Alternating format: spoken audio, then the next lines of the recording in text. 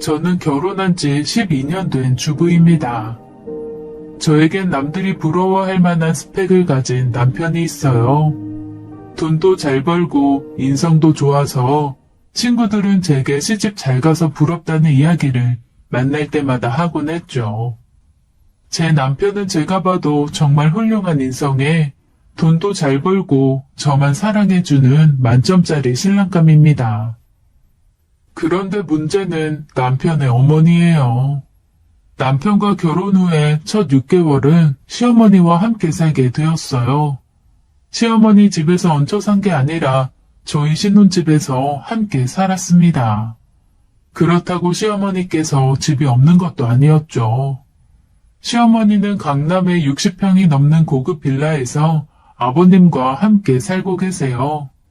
그런데 아버님만 그 집에 놔둔 채 저희 집에 들어와 살게 되신 거죠.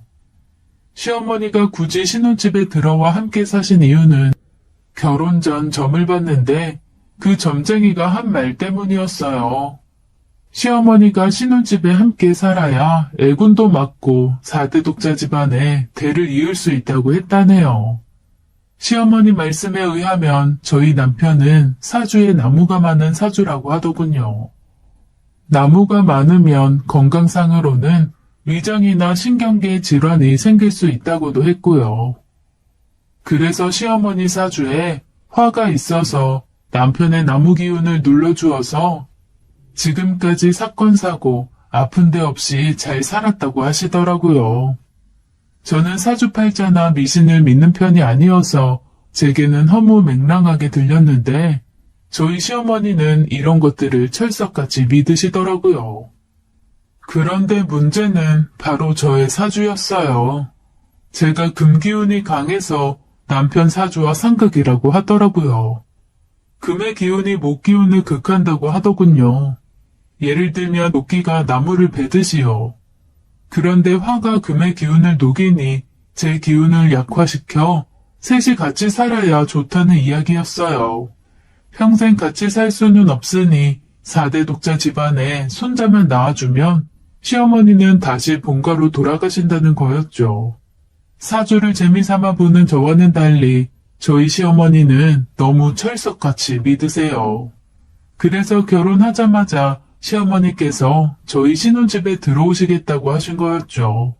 전 처음에 어처구니가 없었지만 착한 남편이 절 설득하는 바람에 그래, 아기 낳을 때까지만 참으면 되겠지. 라고 가볍게 생각했어요. 하지만 그건 저만의 큰 착각이었죠. 그때는 이 선택이 저를 얼마나 힘들게 할지 전혀 상상도 못했네요. 시어머니는 모든 걸 사주와 미신에 접목해서 사사건건 참견을 하셨어요. 부부 관계할 때조차 저희 마음대로 할 수가 없었죠. 시어머니께서 두 눈 뜨고 지켜보고 있었으니까요. 부부 관계는 무당이 점지해준 날짜와 시간에 맞춰서 해야 했어요. 심지어 자세까지 코치해 주시기까지 하니 나쁘끄럽고 너무나 민망해 하루하루가 가시방석인 신혼생활이었습니다. 두어 번 시어머니가 시키는 대로 했지만 그 후로는 도저히 못하겠어서 이 핑계 저 핑계를 대며 잠자리를 갖지 않았네요. 집안의 부적은 기본이고 어느 날은 회사에 출근했는데 제 핸드백에서 부적이 나오기도 해서 남들이 볼까봐 얼른 깊숙이 넣어 숨긴 적도 있어요. 하지만 이 정도는 애교에 불과했습니다. 하루는 어머님이 제 앞에 허름한 속옷을 내밀었어요. 며느라, 이거 아주 귀한 거다. 다 낡은 속옷이네요. 어머니 거예요? 이게 왜 내 거야? 네 거지? 네? 저 그런 속옷 없는데요. 그거 아들을 셋이나 낳은 여자가 입었던 속옷인데 그거 입으면 아들 낳는다더라. 어머니, 이게 언제적 이야기예요. 그런 거 다 미신이에요. 더럽게 남이 입던 걸 어떻게 입어요? 더러워? 내가 이 속옷 사온다고 얼마를 쓴 줄 아니? 그리고 이건 미신이 아니라 과학이야. 이 속옷에 좋은 균들이 묻어 있어서 임신에 도움이 되는 거라니까. 한마디로 임신되게 하는 유산균 같은 게 있는 거지. 그럼 설마 그거 빨래도 안 된 거예요? 빨래하면 효과가 없어지니까 당연히 안 했지. 어머니, 저 절대 그거 못 입어요. 그냥 도로 가져다 주시고 환불 받아오세요. 너 정말 시애미 말 안 들을 거야? 그러다 너애 못 가지면 어쩔래? 네가 지금 젊은 것도 아니고 내년이야 40인데 요즘 조기 폐경이다 뭐다 말 많던데 너도 그러다 폐경 오면 어쩔래? 어머니. 엄마, 제발 이런 것 좀 사오지 마. 그렇게 좋은 거면 엄마가 입고 내 동생 놔줘요. 뭐 이 녀석아? 말이 되는 소리를 해. 엄마가 먼저 말이 안 되는 소리를 하니까 그렇죠. 네가 애초에 젊은 여자 데리고 왔으면 이런 일도 없었잖아. 저런 자궁 다 늙어 빠진 애 데려와서 이 고생을 시키니? 엄마, 민지 앞에서 그게 무슨 막말이야. 엄마 아들도 40 넘었어. 엄마 논리대로라면 내 정자도 다 늙어 빠졌다고. 솔직히 나이 그거 숫자에 불과해. 민지가 얼마나 건강관리도 잘하는데 지금도 겉모습은 30대 초반이야. 그리고 그 나이에 민지 같은 몸매 유지하기가 어디 쉬운 줄 알아? 아이고 팔불출 나셨네. 그러니까 내 말은 엄마가 그런 미신에 의지하지 않아도 우리 나름대로 운동하고 영양제 먹으면서 노력하고 있으니까 걱정하지 말라고요. 그런데 그 팬티 환불되는 거 맞아요? 그건 왜? 난 이거 환불할 생각 없다. 꼭 입힐 거다. 알았어요, 주세요. 제가 입을게요. 제가 입어도 간접적으로 효과 있겠죠, 뭐. 뭐? 아이고 됐어. 환불해 올 테니까 이리 내. 저는 남편과 시어머니가 대화하는 동안 한마디 말도 못하고 둘의 대화만 듣고 있었네요. 시어머니의 저런 독한 말씀에 가슴이 무너져 내렸어요. 제가 나이가 많은 게 시댁에서는 흠이라고 생각하는구나 싶어 자존심도 상하고 눈물도 찔끔 나더군요. 하지만 남편이 제 편을 들어줘서 간신히 참을 수 있었네요. 그날 이후 남편은 제게 부담 갖지 말라며 이제부터 부부관계도 우리가 원할 때 하고 엄마 눈치 보지 말자고 했습니다. 남편 말대로 마음을 좀 편하게 갖고 지내다 보니 결혼한 지 6개월 만에 임신을 했고 남편도 저도 시어머니도 무척 기뻐했어요. 게다가 약속한 6개월이 되면서 시어머니는 본가로 돌아가셨고요. 그때부터 진짜 신혼생활을 시작하는 것 같아 너무나 행복했죠. 남편과 함께 태교를 하며 딸일지 아들일지 얘기도 나누고 나중에 어떤 직업을 시키면 좋겠다는 등 너무도 먼 미래를 꿈꾸며 행복에 가득 차 있었습니다. 아이는 뱃속에서 무럭무럭 자랐고 저는 이제 누가 봐도 임산부답게 배가 불룩 튀어나왔었어요. 남편이 이런 저를 보며 배불뚝이라고 놀렸지만 그런 놀림이 싫지만은 않았습니다. 하루는 집에서 설거지를 하고 있는데 밑이 축축하더군요. 화장실에 가서 확인을 해보니 피가 섞인 분비물이 나와 있었어요. 저는 바로 병원에 갔고 병원에서는 늦게 왔으면 길에서 아기를 낳을 뻔했다며 응급수술을 해야 할지도 모른다고 했습니다. 아기 양막이 내려와 내진을 해보니 아기 발이 만져진다고 해서 수술을 하면 양수 파열로 수술 자체가 안 될 수 있다고 하더군요. 그냥 이 상태로 누워서 아기가 자랄 때까지 기다려야 한다고 했죠. 그런데 결국 그날 밤 양수가 터져버렸습니다. 23주 5일 만에 태어난 아기는 510g의 무게로 너무나도 작았습니다. 아기는 곧바로 신생아 집중 치료실에 보내졌어요.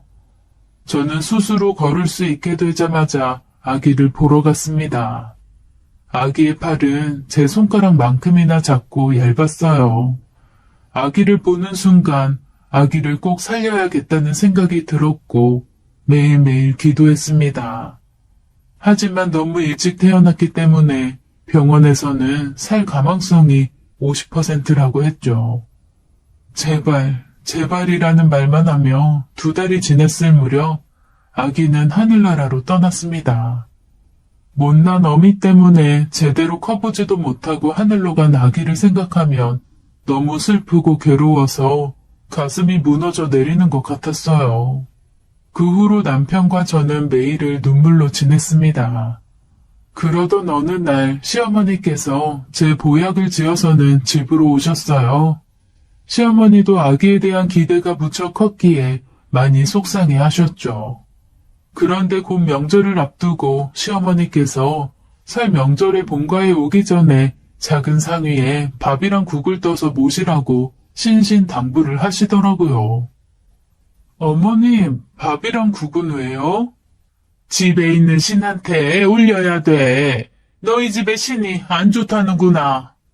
저는 아이를 잃은 지 얼마 지나지도 않았는데 시어머니가 또 미신 얘기를 들먹이자 기분이 좋지 않았습니다.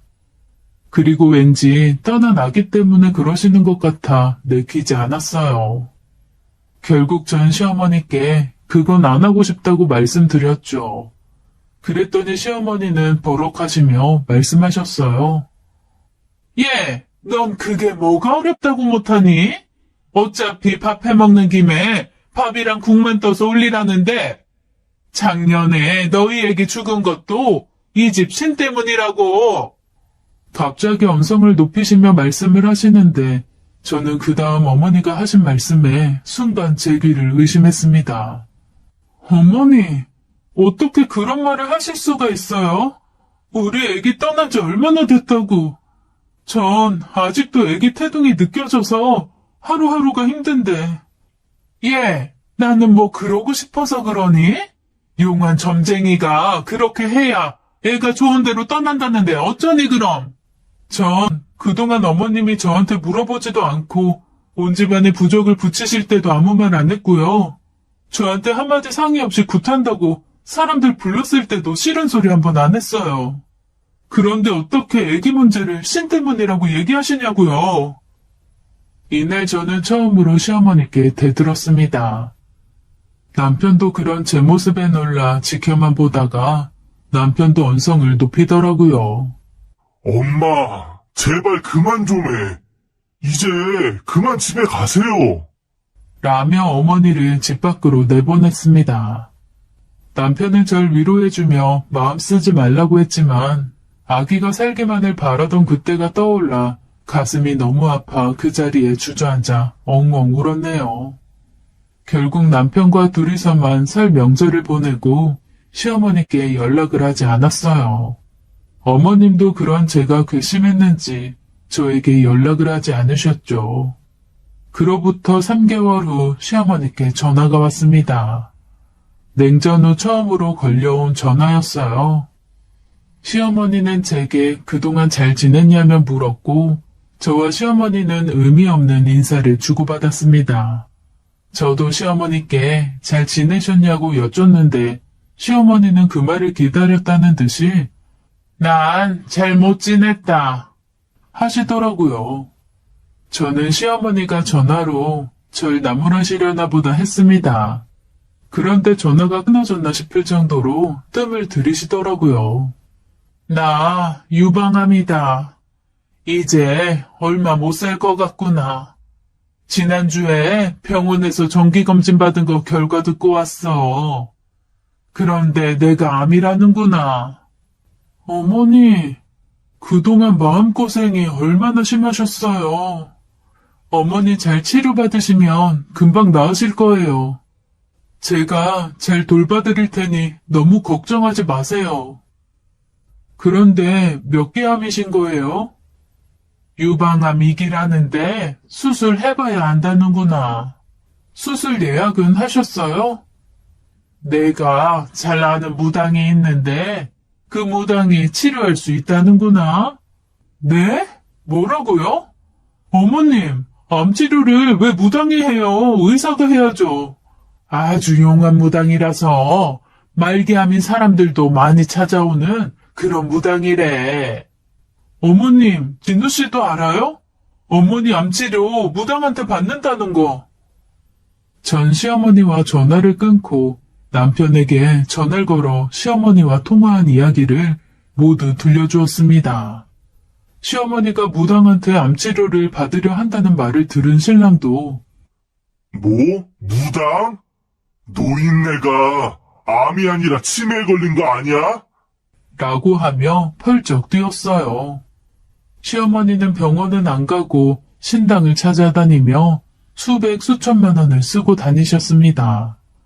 워낙 평생 펑펑 써도 남을 만큼 돈이 많으신 시어머니셨기에 돈은 그리 큰 문제가 되지 않았어요.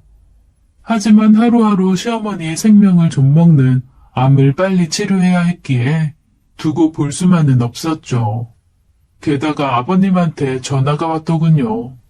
너희 엄마가 미쳐도 단단히 미친 모양이다. 웬 젊은 여자를 만났는데 그 여자한테 홀딱 빠져서 그 젊은 여자 무당한테 암 치료를 받고 있다는구나.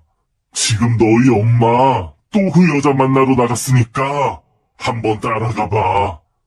나는 회사에 일이 생겨서 도저히 시간 낼 수가 없어. 부탁하마 아들아. 그러면서 주소를 하나 찍어주셨어요. 그 주소지를 향해 가보니 주차장엔 시어머니의 차가 세워져 있더군요. 그리고 그 건물에서 시어머니를 찾을 수가 있었습니다. 그리고 곧이어 남편과 저는 시어머니께서 병원을 찾지 않으시는 이유를 알 수 있었어요. 그 이유를 알고 전 경악할 수밖에 없었죠. 시어머니가 누워있는 곳은 간판도 없는 이상한 건물의 한 침대 위였어요. 시어머니는 침상에 누워 마사지를 받고 계셨습니다. 저와 남편은 시어머니가 마사지를 받으러 오신 거였구나 생각하며 집으로 돌아가려고 했어요. 아무래도 시아버지가 뭘 잘못 아셨나 보다 생각하며 나가려고 했죠. 그런데 그때 마사지사와 시어머니의 대화를 들었는데 경악을 금치 못했네요. 암치료 마사지 꾸준히 하시면 저절로 나으실 거예요. 어떠세요? 벌써 몸이 좀 가벼워진 것 같지 않으세요? 정말 그런 것 같네요. 가격이 좀 비싸긴 하지만 암치료만 된다면야 이 정도는 비싼 것도 아니죠. 그럼요. 암도 병원 가서 고치려면 1억 넘게 드는데 저희는 마사지 회당 300만 원밖에 안 되니까 엄청 싼 거죠. 대신 병원에는 절대 가시면 안 돼요. 마사지로 기의 흐름을 다 잡아놨는데 병원 가서 치료받으시면 지금까지 한 일들이 다 허사가 되거든요. 알겠어요. 꼭 명심할게요. 다음번엔 침술도 시작하겠습니다. 침술은 회당 1,000만 원인데 괜찮으시겠어요? 1,000만 원이요? 원래는 1,000만 원인데 우리 회원님은 마사지도 받고 계시니까 특별히 500만 원에 해드릴게요. 하루빨리 쾌차하셔야죠. 아유, 감사합니다. 이렇게 마음씨 좋으신 무당 선생님 만나서 제가 참 복 받았네요.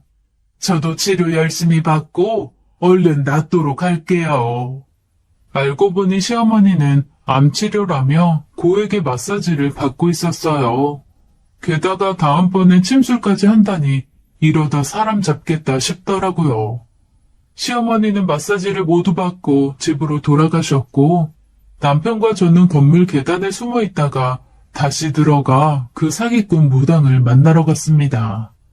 남편은 화가 머리끝까지 나 있는 상태였죠. 잠깐 저 좀 보시죠. 누구시죠? 저 방금 당신이랑 있던 사람 아들입니다. 우리 엄마를 어떻게 꼬드긴 건지 모르겠지만 이게 사람이 할 짓입니까?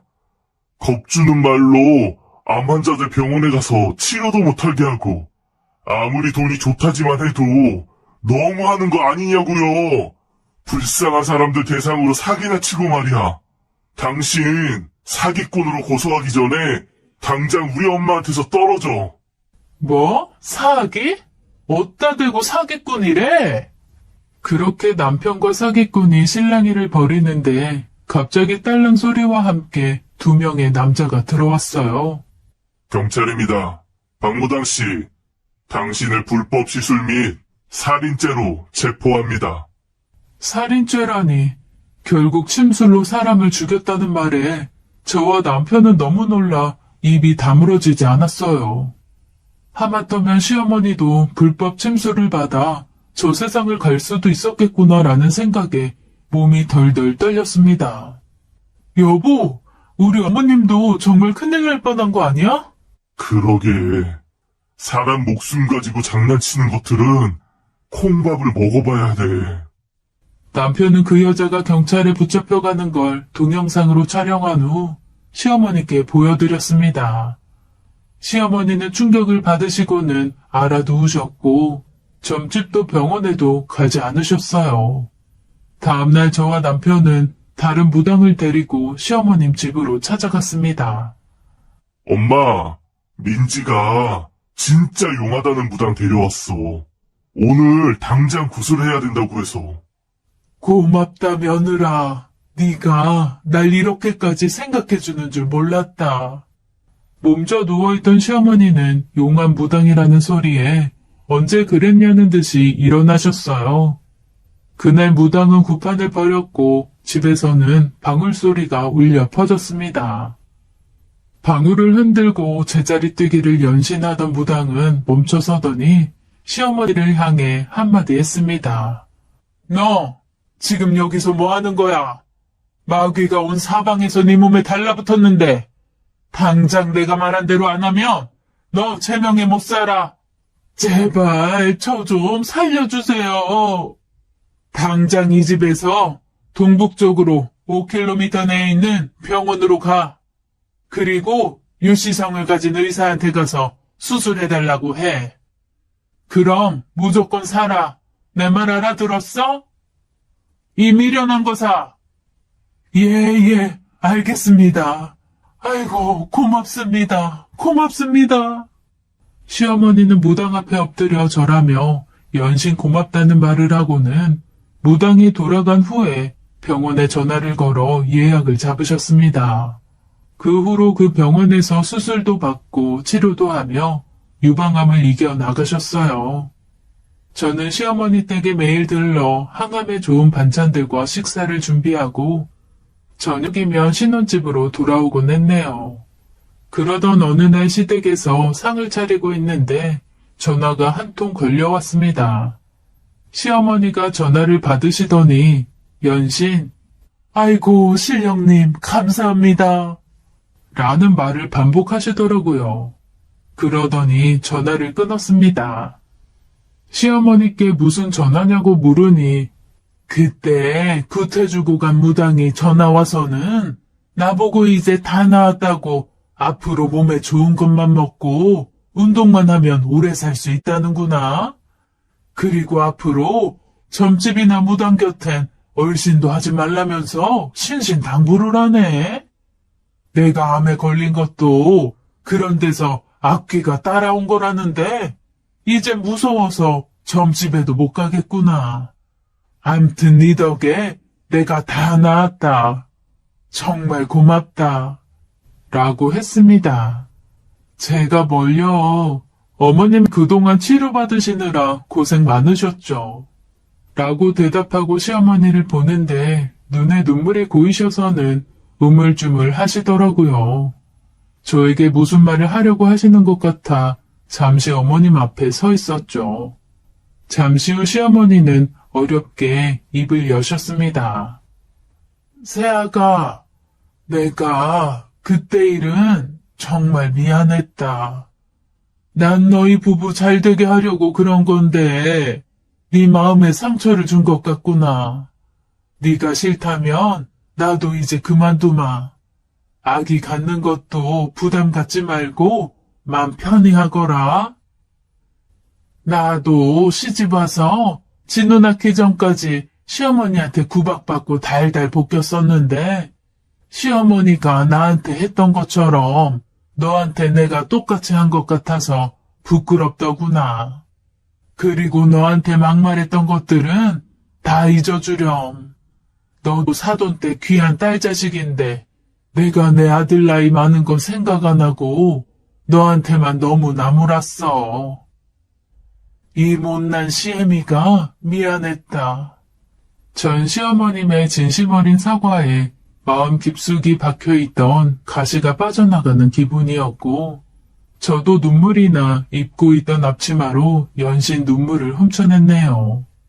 그 후로 저희 고부 사이는 다시 좋아졌습니다. 전 집으로 돌아와 남편에게 그날 일을 이야기했죠. 남편은 제 이야기를 다 듣고 난 후 저를 안아주며 말했어요. 당신 정말 고마워. 당신이 우리 엄마 살린 거나 마찬가지야. 그때 말한 대로 용한 무당이라고 연기자 세워놓고 연기한 덕분에 엄마가 병원 가서 수술한 거잖아. 나도 설마 이게 통하겠어 싶었는데 우리 엄마가 이렇게 미신에 푹 빠져 있는 줄은 몰랐어. 덕분에 당신 계획이 통했지만 말이야. 이제 그 가짜 무당 시켜서 점집에 절대로 오면 안 된다고 일러뒀으니까 앞으로 또 미신 얘기 하실 일은 없을 거야. 그렇게 시간은 흘러 벌써 10년이 지났네요. 그 사이 저는 아들만 셋을 낳아 잘 키우고 있어요. 저희 시어머니는 운동에 취미가 생기셔서 그 어렵다는 필라테스며 타바타며 하나씩 마스터해가고 계세요. 요즘은 홈트에 빠지셔서는 집안 한구석에 홈짐을 만들어 놓으셨어요. 운동 안 하시던 아버님도 덩달아 운동하시며 건강하게 살고 계십니다. 전 사람의 인생이란 누군가가 정해주는 게 아니라 스스로 개척해 나가는 거라고